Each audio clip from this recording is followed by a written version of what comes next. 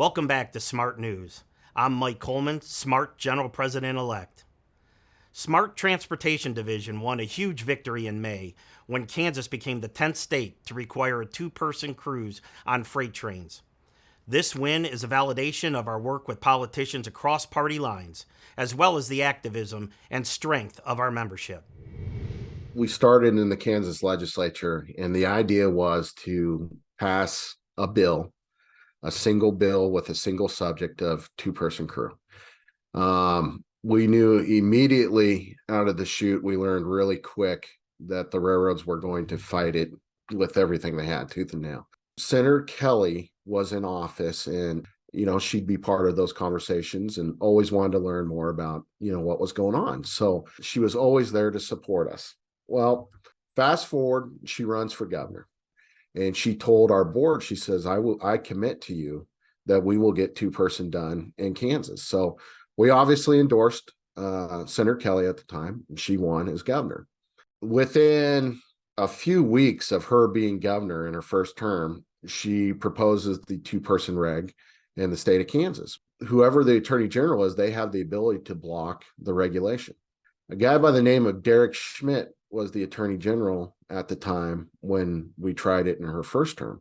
Well, Derek Schmidt had very close ties with railroads in the state of Kansas. The reg got sent over and he blocked it. This cycle, 2022, Derek Schmidt decides he wants to run for governor against Laura Kelly. So automatically we were all in. Derek Schmidt was defeated. Well, because he was running for governor, that opened up the attorney general's office. So we were paying very close attention to what that attorney general's race was looking like. A guy by the name of Chris Mann, Democrat, entered the race, and Chris Kobach, Republican. We endorsed Chris Mann. About midway through the campaign season, I get a phone call from some Republican staffers that I know pretty well, and Republican legislators. They said, hey, we really think you should sit down and talk to Chris Kobach. And I told him, I said, yeah.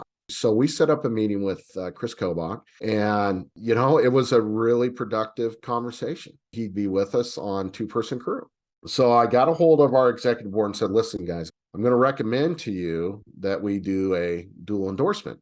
A lot of people, including people in the labor community, told us we were nuts for getting behind Chris Kobach, but we did. We were the only labor union in Kansas to get behind him, and he won. He said, day one, once I take the oath, you get the governor to send over the reg, and we'll start working on it. And that's what happened.